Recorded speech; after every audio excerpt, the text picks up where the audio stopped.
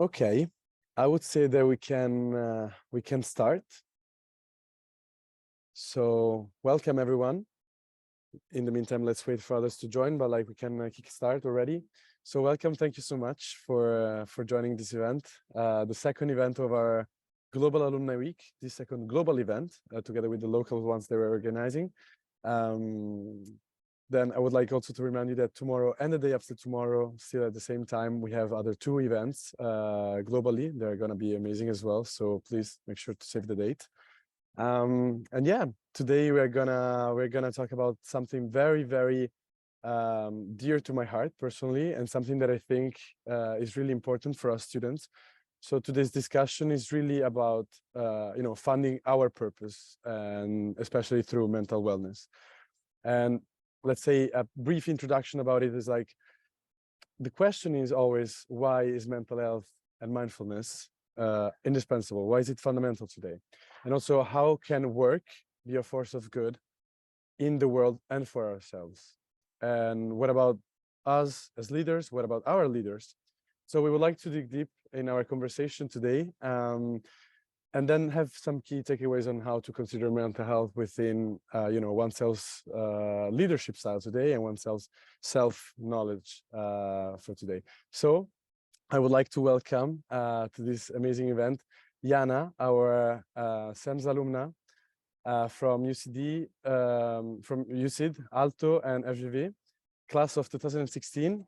She's a mental health coach, and I will soon give the floor to her for a quick introduction. And also I would like to introduce our second guest here, directly in NOVA, sitting next to me, Constanca Monteiro Casquinho. She's an associate professor in strategy consulting and mindfulness in leadership. And so I think that this discussion today will be very enriching for us students and young alumni, especially since we are now trying to understand ourselves better. And I think this would be of inspiration for us to try to really find our purpose and to try to translate this purpose in what we do in our everyday life, which of course also includes our professional career. So maybe I'll start with Jana. Jana, tell us a little bit about yourself and about your career journey. Thank you, Carlo. I'm happy to. Yes, so I did CEMS 2016. Actually, I graduated 2015, but I just missed the graduation, so I'm old. No, but I did CEMS, as you said, in Sydney, and then I was actually like getting on a different continent every semester. And right now I'm in South Africa, and I'm German, so I think quite international. And after CEMS, I ended up in consulting because I wasn't really aware of, like what's out there in consulting is such a great platform to learn. So I was there working for Strategy N for 4 years. And then I went into a PhD, and I was studying or like doing my PhD at the HSG in St. Gallen for the last 3 years. And I ended up working in the Silicon Valley. So my thesis was about corporate venturing. And everything was great. And while I was doing my PhD, I was actually getting more into coaching because I finally had the time, and which was great because I actually came across kind of like a shocking aha moment, and I can maybe talk about it a bit more later. That was really missing, like in academia as well as in the corporate world, people I could look up to in terms of being successful and having good well-being, because there was no one I was really aspired to. And I was like, there's something going wrong here. Like, these people are so hardworking, but they also deserve to be healthy, to actually enjoy this success. And while I was doing a lot of coaching myself, I actually went into hypnotherapy, and I became a hypnotherapist. So working with the subconscious mind, because that's how we are driven 95% of our daily being. And now I'm running my own company, and I work together with corporates. Actually, I'm kind of on the other side, helping people like with whom I worked before, or like with people in the same industry, to kind of get themselves on the next level, to really have this balance of best well-being and best performance, but sustainably, not like what I experienced several times, that I was giving all my best, but then my system crashed and collapsed because it was not sustainable. And I kind of neglected a lot of like well-being aspects, because I didn't know how to, like prevent certain mental issues, as well as how to better cope with them, the ones I experienced. So yes, this is what I do right now. So I facilitate or I help corporates to actually have through best mental health, to have best performance as well as best well-being, because both is possible. It's not like either or. And yeah, so I'm happy to talk more about that. Amazing. Thank you so much. Constanca, I would leave the floor to you for an introduction. Thank you so much, Carlo. Thank you so much, CEMS, for inviting me. It's a pleasure to be here with you. I want to congratulate you also for the initiative of tackling this topic and of inviting Jana. I told Jana already before and Carlo that I'll do my best to be quiet throughout this workshop because I really want to learn with you. So just what can I say about me? I guess having gone through the hectic life of being a consultant all my life, you know, graduating from NOVA, then joining McKinsey, then doing my MBA, then Carney, then a few years in banking, development banking. There was a point in time when I could not function, literally. And at the time, you know, mental health was a big taboo. And so I just hid it. And I thought that I was very sad because my boyfriend had left me. And it turned out that I was really overworked. It was probably a burnout if I had been diagnosed at the time. So I was really fortunate at that time to have come across yoga, just because I used to run a lot. And so the work hard, play hard type of attitude, and came across yoga to stretch my legs because they were hurting all the time due to the marathons and stuff. And then after about 6 months or so, I realized that yoga was not about body stretch. It was about mental stretching and gaining new perspective on life and on myself. So then I started studying about yoga, mindfulness appeared, and then I became a yoga and mindfulness instructor. And I've been teaching here at NOVA for 10 years already, the past 6 of which teaching mindfulness also. And it's a great pleasure to see that the young generation is more and more interested in learning how to lead ourselves. You know, building on what Carlo was saying, the impact that you will have on the world as leaders, and that you have already, has to start with leading ourselves and having our best version of ourselves coming out. So that's it. That's my purpose, by the way. It's assisting people finding their best versions of themselves. Amazing. Thank you so much, for the very inspiring backgrounds that you're sharing with us. Also, to all the all the participants, feel free to jump in the question box and send your questions. We'll try to make sure to reply to all of them. So maybe going back to Jana, what attracted you in the first place, of mental wellness? What is it that kind of kickstarted this thought of yours to try to get closer to this world? Yeah, I would say it's kind of twofold. Like that one aspect which I mentioned before was that I was lacking kind of like a role model or someone to look up to actually really have this joy and actually being on a higher vibration of well-being. So I was missing that in, no matter if I was in the corporate world, in consulting, but also in the corporate and as well as in academia. So I was missing that. And I was actually also looking outside in jobs probably we're not really attached to, but even today I talked to a client who is a chef. You cannot even I have a lot of people here, I'm in South Africa, they're in the yard industry. How stressful it is. They don't take any breaks. They just run the system on 100% over and over again until there's a lot of diseases coming up. And that was one part. And the other one was I felt myself a lot of limitations and resistance and blockages, and I couldn't really help myself. And that was little things like not being able to say no, or setting my boundaries, or always kind of shifting my attention to the outer world to define myself. So I also felt that there was something which did not feel quite right. And but maybe also regarding the aspect of Constantia, this mind-body connection is so missing in the Western society. So if you're actually sick and you go to a Western doctor, the doctor never, if you have any kind of injury or your body hurts, the doctor normally doesn't ask you about any kind of mental problems, what about your stress level. So everything about our nervous system, especially the parasympathetic nervous system, these kind of like new findings, they're not even written in textbooks, because like we all about like just exploring like what is there, and there's so much more. So I was really interested, and that's my nature of like kind of researching. That's why I ended up in research, kind of like re-understanding what the mind is all about, because we know probably a lot about the brain, but not about the mind. And at the same time, we're driven by our autopilot. Like if you kind of can imagine like an iceberg, there's like 95% is the unconscious. I wouldn't even call it subconscious, because it's present all the time. So what is driving us, and how can we actually give ourselves like an upgrade? Like we have our phones, you know, which is getting an upgrade every 3 months, but we never upgrade our mind, and this is what is driving us on a daily basis. So that kind of like caught my attention. So how can I, because my mission or my purpose is similar. Like I want to support other people to get themselves on the next level, to feel more free in abundance and, you know, like more joy.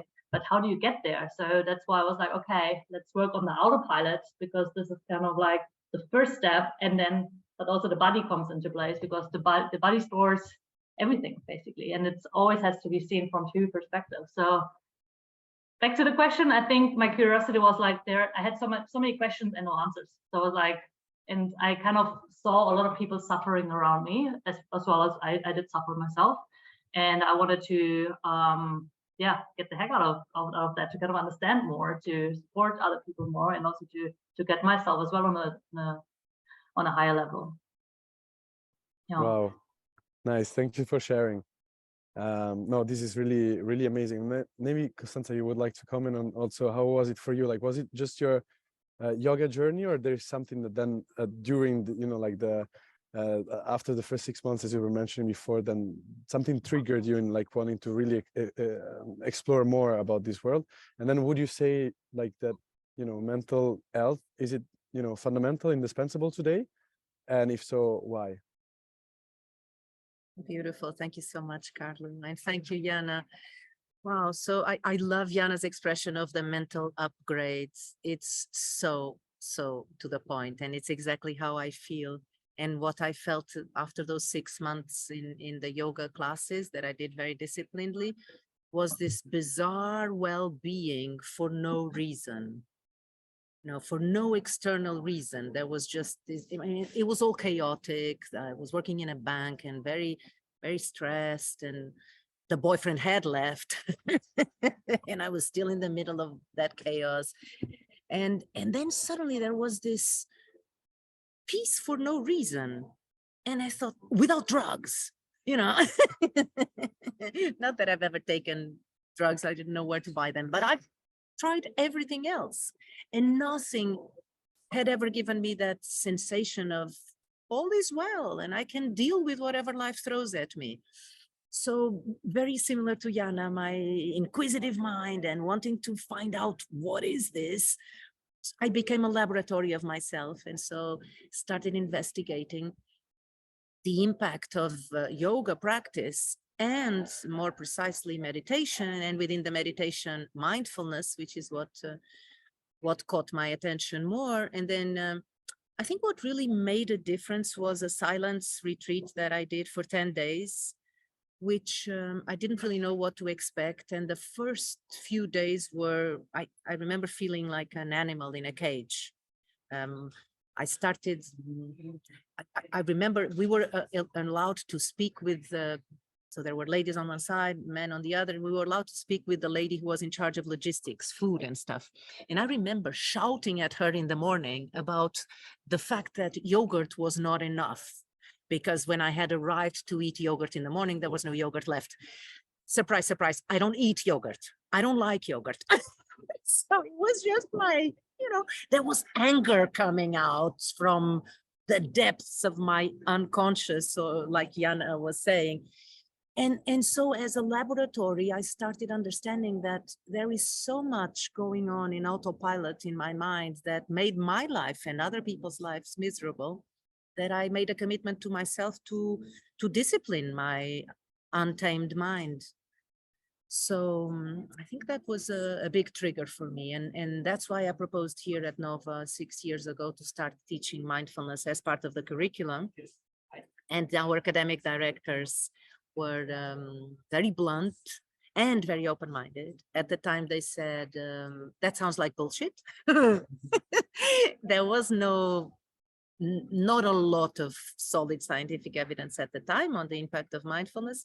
But then they said, oh, we trust you, go ahead. And if students find it helpful. And they have been finding it helpful. And I started doing my PhD 2 years ago on mindfulness, which was a good step for me also to bring more scientific credibility with my colleagues. Because, and going back to the last part of your question, Carlo, on mental health, I do find, I'm not a doctor, of course, I'm an economist, I'm not a neuroscientist, big disclaimers here. I don't really know what mental health is from an academic perspective, if it's not what I research. What I do see in my classes, though, and with my teenage daughter, is that the levels of nervousness, I don't know if I can call it anxiety, but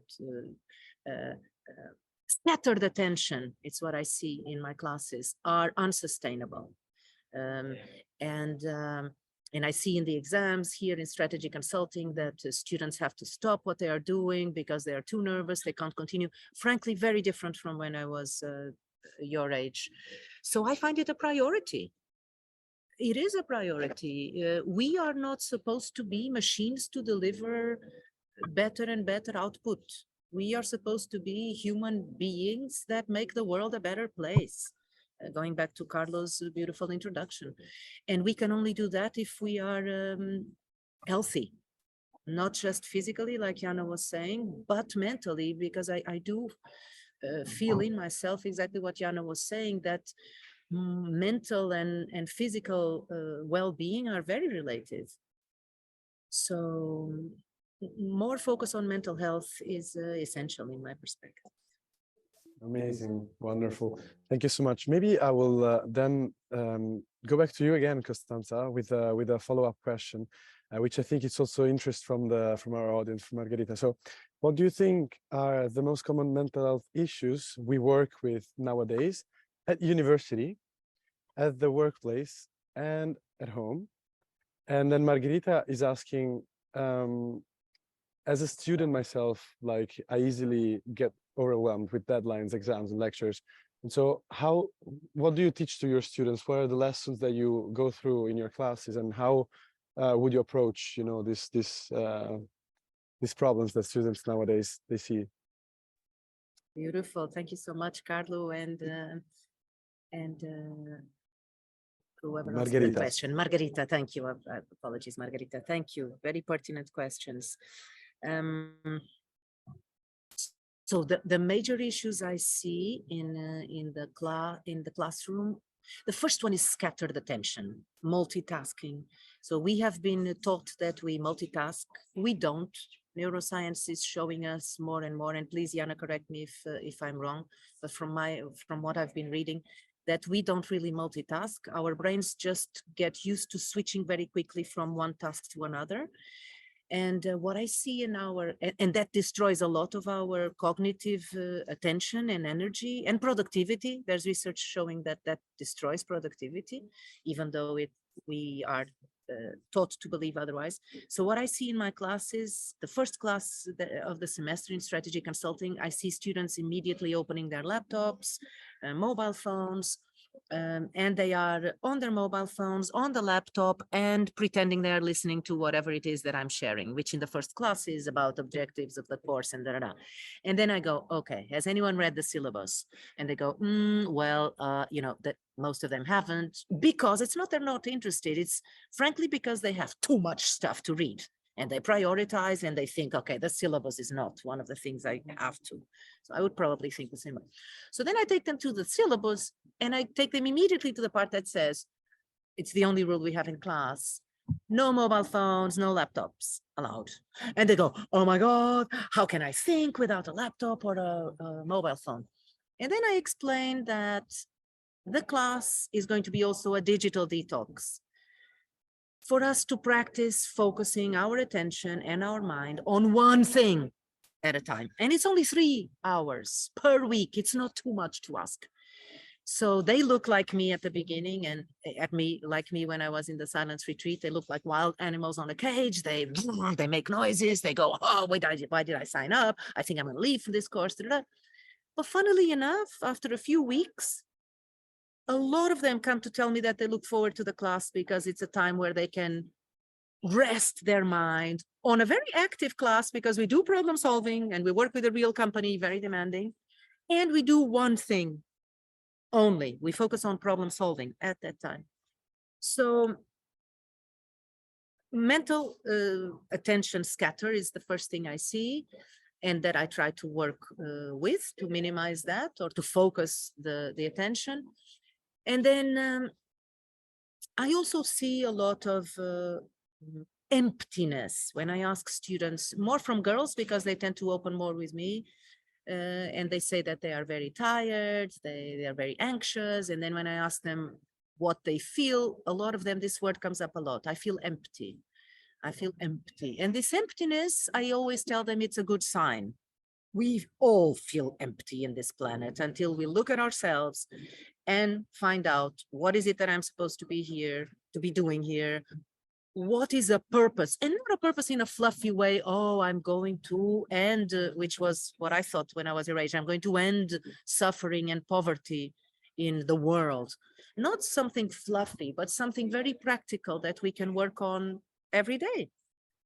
What is it that can bring me true fulfillment? And that, going back to Margarita's question, and then I'll be quiet, is something that helps me a lot deal with all that overwhelm of notifications and requests. And I was telling Carlo, I tend to say yes to all the requests that students make, student clubs and associations, and that makes my agenda a bit unmanageable. But it's the purpose that gives me energy and that I find energizes me, literally. And the purpose is that I feel I'm contributing to your growth being less painful than my growth was. So that helps me a lot, Margarita, is to approach things with a sense of purpose on what is this for? Wow, thank you, Constanca. Thank you so much, really. I think it's very inspiring. And also to hear that from a professor, you know, like it really makes us understand how sometimes we could and should maybe approach, you know, some classes and some courses with a little bit more of presence in the moment. I think it's really wonderful. Thank you. Jana, going back to you. Now, Constanca just talked a little bit about her approach. So I would like to ask you, what's your approach, and maybe some other methodologies that you've been using or came across in the past? Yeah, and maybe can I also just comment on that question, because actually I also went to the Vipassana retreat. I think that's what you do, Constantia. So this is one of the methodologies I went through, like this 10 days of getting back to yourself. Yes, so maybe for the first question, what's the mental health, like why is it so important today? Because I also felt like there's like so much going wrong in a way, like every second, third person is sleep deprived. Everyone, like so many people have like emotional eating, like having struggles in like having the motivation to work out. And then what I found really shocking was actually how people talk to themselves and about themselves, like really like this self-critic and this missing self-love, which we never really taught, even though we are born out of love and we actually kind of like narcissists as a baby. Everything is about us. We don't even know how to share, and then we lose it and we get so conditioned. And then we are so driven by the autopilot. And that was so fascinating for me, because I was like, how did that system actually, how was that system built? And that's why I do work with the subconsciousness, because, for example, you have to think about how our mind or brain develops. So that's in a way that we have consciousness and we have the subconscious, and this analytical barrier is only built between like the age of 7 and 14, and before that we just like a sponge, we just take everything in. That's why we believe in Santa Claus, that like we cannot really distinguish between what's good software and what's not good software, or what is a good belief and what is not a good belief. Or maybe it has been working for us in the past, but it's not anymore today. And kind of taking the bridge over to the question of Margarita, I think a lot of students, in particular people, they struggle today with either they do still strive for this external validation because we never learned how to actually give it to ourselves. As we kind of grew up, we were told what not to do, how to be, how to behave, how to fit in. And then like our society today is all about comparing yourself with others. I mean, social media everywhere, but actually you should only compare yourself with yourself. And then we have this perfectionism, which again is like this thinking that I don't have the ability to do certain tasks. That's why I want to be perfect as a defense mechanism to not be vulnerable in front of others or to be rejected, because we all want to belong. We all want to kind of fit in and to be seen. We all want safety and protection. That's the main values or needs we actually have. And because we lack the self-confidence that we, or self-love that we can give that to ourselves, like me included, I was always striving for the next best thing to get validated by other people, but playing the victim at the same time, because I give my power away. I look outside instead of like looking inside in order to kind of like reconnect to myself, to my body. So I found that plus like getting more into like a broader perspective, all this uncertainty we kind of like face nowadays, and all this overflow of information, that's also kind of struggling, or like kind of like causing us struggles. Yeah, so I was working a lot with different modalities, like as I said, like for example, like simple things like literally doing nothing, which we never do, like getting like no information for 10 days. This is kind of like something we never do. That was kind of an amazing experience, but then I work a lot with the autopilot because that's what is driving us. What I encountered is like a lot of modalities out there, actually they're all the same. What they do is they do symptom fighting in the way that we talk about the symptoms, but we don't really get down to where the problem comes from. And that's like so stored deep down, and it's all connected with the mind, with the body. You know, like everyone who has like eating problems, it's never about the eating, that's a mechanism. It's not the food, it's why you eat. Like what are the thoughts? Because everything starts with the thought. Then this sorts, or like the thoughts are creating certain emotions in our body, feelings, and according to these feelings we have, we act and behave, and a repeated behavior pattern becomes your personality. And in English it's quite nice to say it's your personal reality, your personality, which is your identity. So by thought alone you create your own reality, but how can you actually change that so you actually are not a conditioned person, but you're actually yourself? And that's where the purpose question comes into place. Regarding fulfillment, I have a lot of clients who also say like, well, what's my purpose? And I would say your job doesn't have to be a purpose, but what we miss nowadays is that we, you know, like we give so much energy into the job we do to earn the living, to get the money, to earn the money.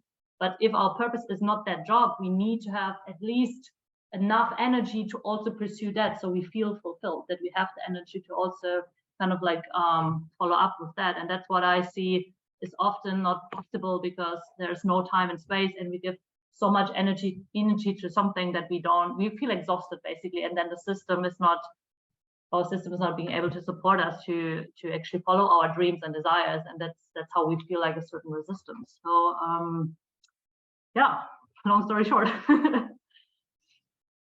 Thank you, Jana. Amazing, really wonderful perspective. And I think it would be the perfect time also to link what you just touched, you know, also together before with Professor Constanca about, you know, this need to, you know, also take a moment and, you know, like understand where, you know, you can really stop to understand yourself, which links me to the question from Matteo from Paris. Hi, Matteo. Who is asking, you know, like I hear a lot of times, very often people saying, yeah, you need to stop for a second. But personally, Matteo is saying, I feel like I'm the kind of person that loves to do hundreds of things and that I don't feel the need to take a stop. Maybe he takes his energy, you know, like from doing different things at the same time.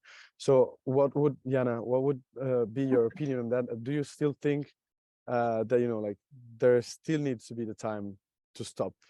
Despite, you know, taking energy from the many different things.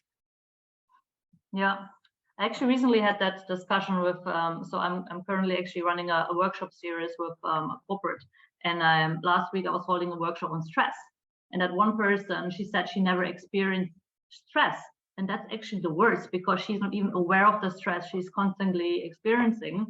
Because if you kind of think about, so we have the sympathetic nervous system, which is kind of like giving us the drive to get going and like to give us the energy. And then we have the parasympathetic nervous system, which is kind of calming us down. So if someone feels like I have to do so many things and it's not even stressing me, you are stuck up there with the sympathetic load.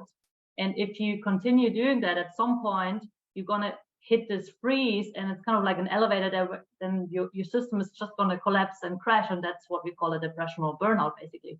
So it's really important to kind of regulate your nervous system. Otherwise, you kind of keep on this pattern of being stuck basically at some point, and then you either feel like this inner turmoil, that like this inner restlessness, that you cannot like shut down your system at a certain point, like you have like certain thoughts on repeat, like an earworm, but you cannot like stop them, or you experience the opposite by being paralyzed, not being able to do anything anymore, and you feel just overwhelmed by nothing, so because your nervous system is totally dysregulated. And we need our nervous system to be properly regulated, because otherwise this energy is all stored in, and I mean, where does it go? Energy cannot be deleted, so it's somewhere stored in the body. And for example, depression is like depressed emotions somewhere stored, and that's kind of causing all the illnesses. And I read some research about illnesses or sicknesses in general. There's only 5% which are actually genetic, the rest is just mental. So if we think about that, it's actually just caused by ourselves as well as by our environment. And what we really have to do is to recalibrate like what thoughts we have and what we act on a daily basis. And if I don't take a break, I cannot even observe my own thoughts, what I'm doing on autopilot, on repeat every day. So it's really necessary to kind of like stop, but also to reconnect to the body, as I said, in a way that when we kind of encounter certain struggles, like an accident or something really bad happen on a mental basis, we disconnect from our body like automatically, because we want to, it's a safe or like a defense mechanism. But how do you like connect again to it, so you actually feel, and like can properly operate? So it's really important to take breaks. And I mean, there's a lot of studies, and it's there is a reason why we say, like just going outside or like opening the windows, having fresh air in, it seems like nothing, but also just holding on and observing your environment, because often it's like walking around with like closed eyes, you have no idea what's actually happening around you. That helps a lot, just to create more awareness and then acceptance, and then you can make change. Yeah, so it's all starts with an awareness, I would say, and then you should really care about yourself first in order to have enough energy to give it to other people, or then you should also ask yourself, why do you always find yourself with so much work? Why do you want to do so many things? Like, what's the reason why you do it? And often it's kind of like a lack, that you lack something, and you try to prove it to someone because you might think you don't have it within you. Thank you so much. Constanca, maybe you would like to also comment on it, and maybe I can also try to address, we can also try to address Victoria's questions already.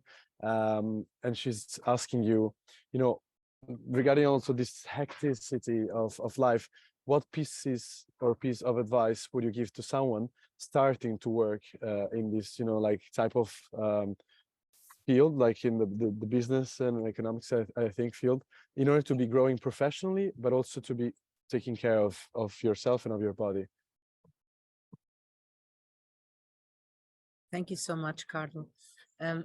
So I find particularly helpful to me to be aware, building on what Jana was sharing with us, to be aware of my inner critic, which I believe is how Jana called it. And so I like using being a consultant, I like frameworks, and I like using a framework from Daniel Goleman on emotional intelligence that helps me a lot, which is to first start with self-awareness. So become aware of my own thinking patterns and my own behavioral patterns, most of them drawn over the years and very unconscious, most of them. So becoming aware of that, and then moving from that to self-management, to choosing whether those patterns or those beliefs are serving me right now. And then from this angle, which I call self-leadership, moving into another dimension, which is becoming aware of the other. Working with empathy and understanding how the other sees the world, literally the glasses that he or she uses to see the world. And with that, building on how can I interact with this person in a way that will be constructive, helpful for both of us. So with this very simple framework, I find can help us immensely when working in a company. I use it a lot with my students on our consulting projects. And this I link with the research that I'm doing on mindfulness and trust. So I'm researching the impact of mindfulness on trust, self-trust, which research calls self-accuracy, interpersonal trust, and trustworthiness. And I came across the work of Amy Edmondson on psychological safety. And going back to what Jana was referring, that our base human being drive starts with safety, feeling safe. And if we can create an environment around us of safety, of psychological safety, assuming that most of us live in physically safe environments, so psychological safety, that can help us a lot to thrive, to flourish. And even being very young and very junior in a company, you can propose to your manager after a little while, and you get to know, to work on psychological safety on your team.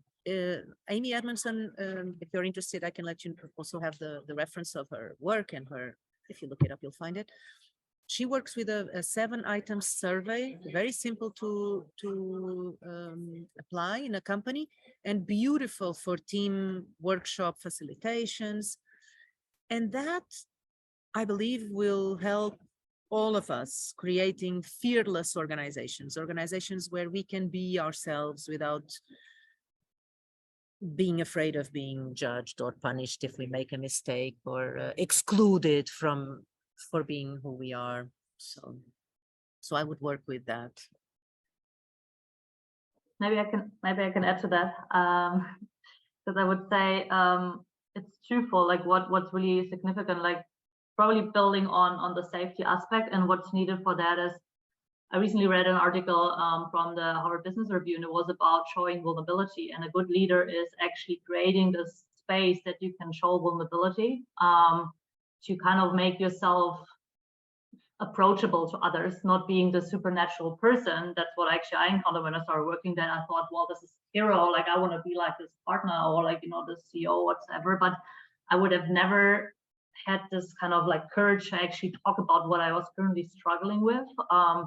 And that leads to the second point. It's all about communication, because how trauma actually appears is because we give certain things a meaning. It can be, you know, you can have an accident, you can say this was like the worst experience I've ever had, or you can also give the meaning that, you know, like, now I have to appreciate my everyday from now onwards. So it's really the meaning what you give it, and the meaning sometimes is not the right one because you didn't get all the information needed to actually give it the appropriate meaning, because the communication was missing, right? But if you actually communicate in an open, safe environment, that helps a lot, so that you actually can speak up and talk about whatever struggles or fears you have at the moment. So I would say it also comes down to have like good leaders around you, and they also show their vulnerability, and they open up for, so you can actually also ask for support and help and whatsoever, because I mean, you should be a team working on a certain project all together. So and that's what I think sometimes we always talk about open communication, but then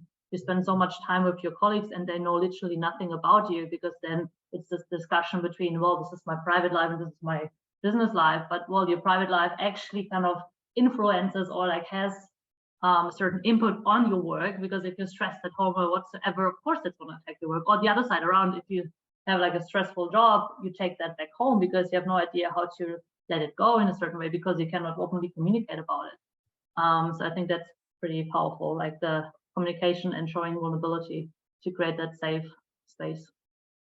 Thank you, Jana, and thank you, Constanca. Maybe one quick, question for our students to really like have, a very direct and actionable intake on how to achieve success in both business and self-fulfillment. Like, what would be your, one recommendation, one key takeaway, for our students participating to this call, like how to achieve like the success in both aspects of life? I wouldn't say it's not too easy. First, it depends on your definition of success. And I define my success on an emotional level, how I want to feel. It has nothing to do with any kind of money or prestige or whatsoever. So I would say you have to define yourself how you want to feel and what you can do about it, or what makes you feel in a certain way. So this is how I changed my definition of business success, because for me, it used to be a certain title, but then I was like, actually, as soon as you have it, so what are you striving for next? It's a feeling. We always strive for feelings and emotions because we are emotional beings.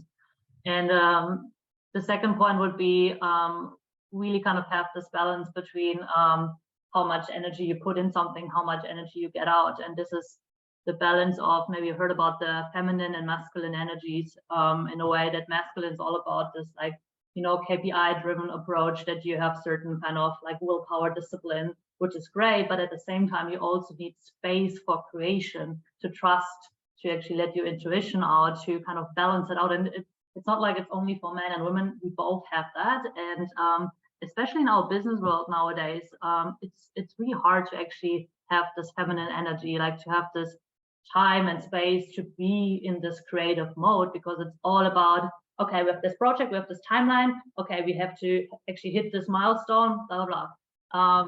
But this is not like, it should be in balance. Otherwise, it's draining the energy. And then we cannot actually have the feelings we want to have, if that's the definition of success. So I would start first with really defining what means business success for you, in particular, how you want to feel.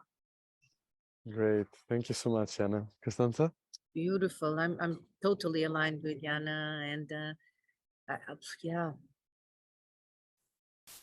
if we move away, like Jana was saying before, from the external validation that we look for, and come to a very simple definition of success, as in feeling well, this feeling of fulfillment, like Carlo was saying, I would start by working on the meaning that we give to things, also building on what Jana was saying before.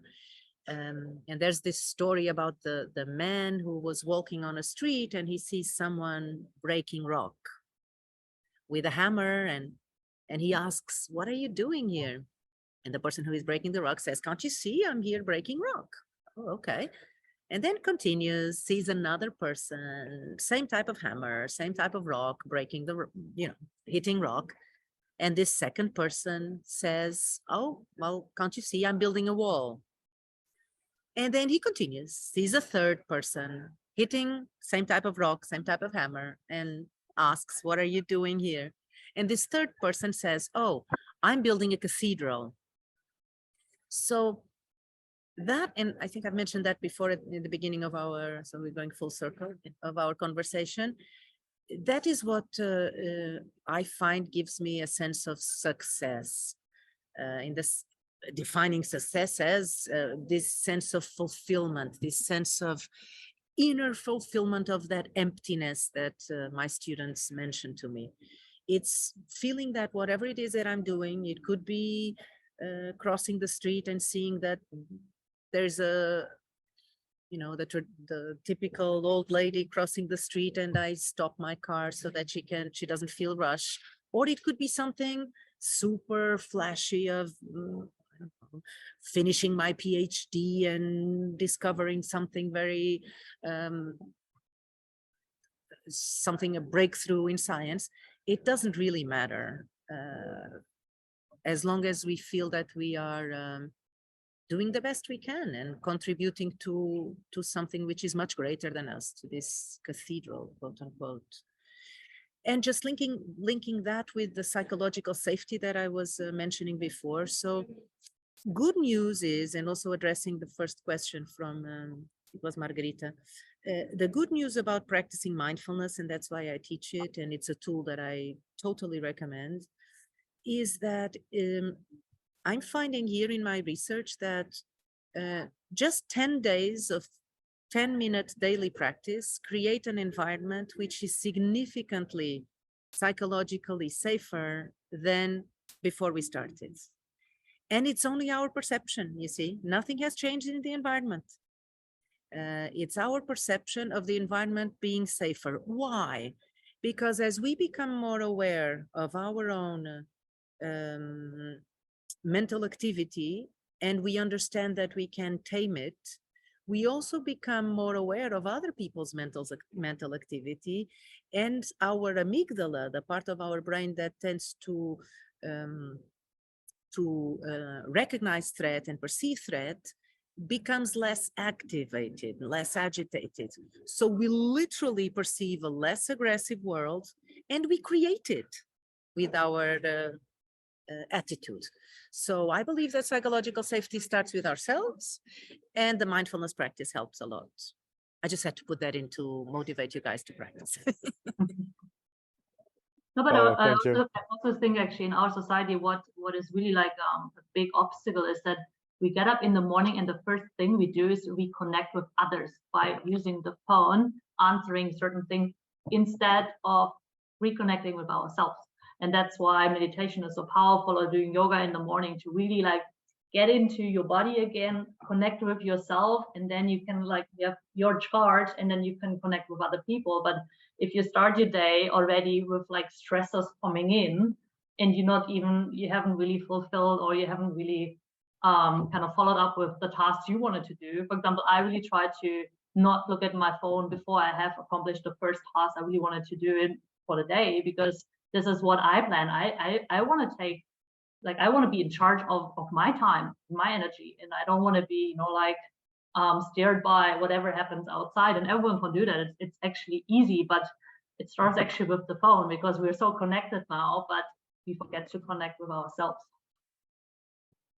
Yeah, definitely true. I think like today like we struggle a lot like with this, being so much interconnected and exposed to so many different stimuli, which is why also probably some of your students, Constanca, as you were saying, like feel this emptiness, right? Like being so much bombed by all these different things, that then you kind of find yourself in the middle of and you don't know if any of this specifically are able to fulfill you. But then maybe going back to your environment, changing your perception of the environment, I would like to ask you a question from someone from the audience.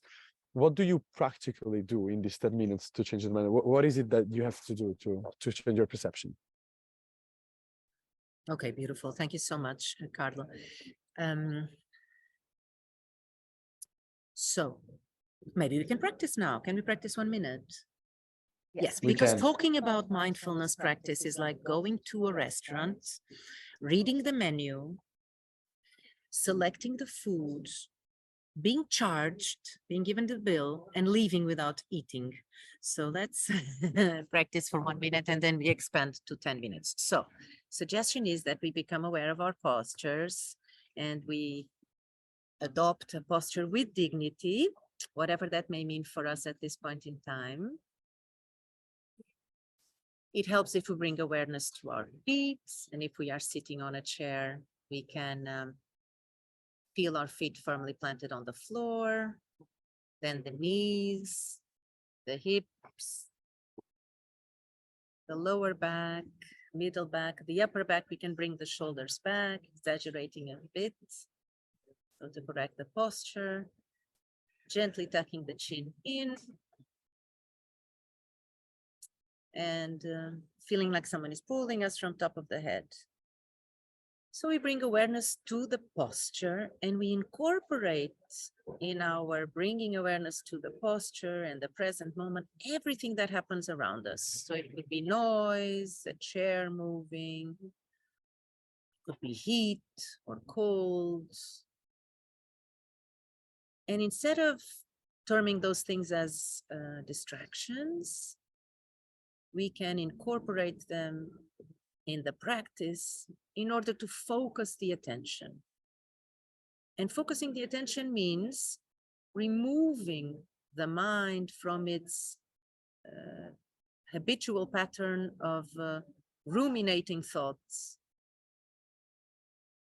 We may even notice those thoughts and bring the attention back to our posture. And then we can experiment with another anchor for the attention, the breath, for example, noticing one inhalation and one exhalation.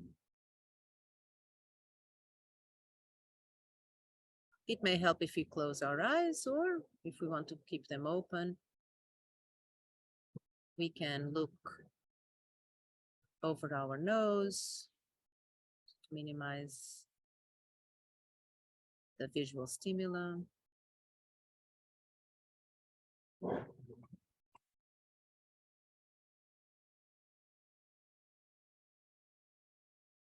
And the practice is in noticing that the attention has been pulled away by usually a thought, and gently bringing the attention back. It's almost like going to the gym. Repeating this exercise. And then on the next exhalation, we can gently open our eyes if they were closed, and we can bring the hands together, give the back a nice stretch.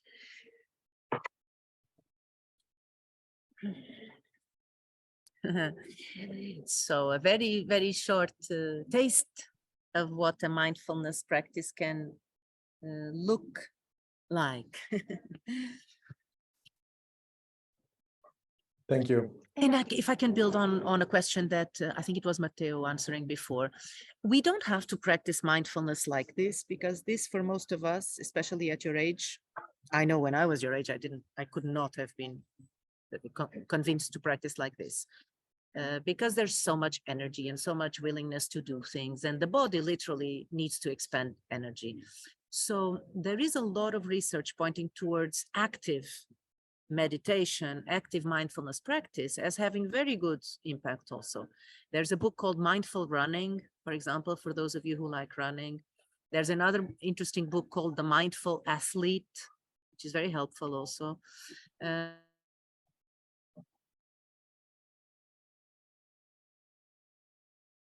Here in Portugal. I think we lost you for a second, Constanca. But you can use my microphone maybe. Okay. Then since we have like the just last 4 minutes, maybe I would like to ask a last closing question to both of you, which is, what would you say was like your biggest aha moment in your self-development journey so far? Jana, would you like to start? Would you like to comment? Yeah.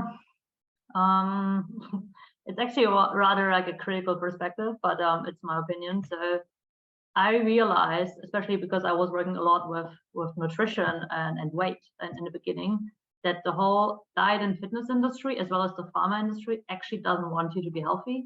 That's not their goal. It's about profit. So that was one of the big things, like, oh wow, they're actually creating, example regarding weight. Why do we create so many more programs out there, you know? But obesity goes up, or like there's so many fitness programs and diet programs, but it's not helping at all. So there must be something wrong here, as well as with the pharma industry, where I thought what I said before, like it's just symptom treatment. It's not really problem solving, because the problem is way deeper, and you have to include the mind and the body, both sides. And I mean, outside the Western society, we do that already, but in the Western society, not so much. So that was one of the aha moments I had. And then that everything starts with self. Like we have to start with us. Yeah. So, and maybe also some like closing remarks. I think what we really have to do is like mental fitness and body fitness. You know, like we go to the gym all the time, but we don't really do anything for the brain, and that's the engine. And we also need to work on like giving it upgrades, because our system, I mean, sometimes it feels like operating on Windows 95, because that's when it was installed. Like, you know, when this analytical mind was not there, and you were just absorbing everything like a sponge, and then all of a sudden you you wonder why there is bugs or limitations because you never gave it an upgrade. So we really have to work on that mental fitness on a constant basis, because some systems, they don't work anymore. Like the meaning you've given certain things, it's outdated. So it's really important to also really like work with your mind, because yeah, it's so important nowadays. And that's why I do work with our autopilot, because we operate on autopilot 95% every day. And most of us, we actually live in the past, because we have around 60 to 70,000 thoughts every day, and 90% of them are the same as yesterday. And then you take these thoughts and you project all the fears in like whatever like thoughts you have into the future. So you're never in the present moment where everything is possible. So you kind of like create your own illusion, because your mind cannot distinguish between what is an illusion, what is reality. That's why we actually can experience anticipation, you know, calling in certain emotions even though nothing happened. That's how our mind works. So how to be present in like, instead of being stuck somewhere in the past, which is not helping you anymore. So that's why also mental health is so important, also to practice this like forgiveness and letting go, and really kind of like being back in power, like really like taking the power back, that you are in control, because the only thing you can ever control in your life are your own thoughts. And that's where it should start, like control your thoughts instead of being controlled by certain fears or beliefs, which used to work in the past, but not anymore. So get out of that victim modality and really get into your power, and then like be the creator of your own life. Wow, very powerful message. Thank you, Jana. Sansa, what about your aha moment? Well, one of my aha moments is listening to Jana now. Beautiful, Jana. I don't want to say anything else. I think we should integrate what Jana just shared with us. This is freedom from suffering. And when we are free from suffering, can we create a better world? Is it? Thank you. Wow, thank you. Thank you so much, really, both of you. I think it was really a wonderful session where we got to understand really, you know, I think we really got to understand how potentially, you know, to grow and to self develop and to understand one's own even better. So thank you so much for sharing all your thoughts with us and for being here with us today. And thank you all guys for participating. Maybe just a very quick announcement again. So for tomorrow, we are going to have our third global event of this Global Alumni Week 2023. It's going to be an amazing talk with Gartner, our corporate partner, on how to create a growth career with impact. And then so still at 1 p.m. CEST. And then the day after tomorrow, still at 1 p.m., we have our CEMS rotational industry chat with amazing speakers from all over our CEMS schools. So make sure you connect. And then just make sure to also save the date for London in December from, I think, 6th to 9th, if I remember correctly, of December 2023, where we're going to have like the annual events for the 35th anniversary of the CEMS Global Alliance in Management and Education. So hope to see you all there. Thank you again for joining us today. Thank you, Constanza. Thank you, Jana. Really was amazing. Thank you, Melissa and Laura, for helping and organizing this, and hope to see you all soon. Thank you, guys. And please reach out in case you have any questions or you want support or like some insights. I'm really happy to share them. Yes. And thank you so much, CEMS, to actually make that possible. Like while I was studying, like this topic was not even present. So like it's really amazing like how time actually shifted a lot of things. Yeah. Thank you so much. Thank you. All right.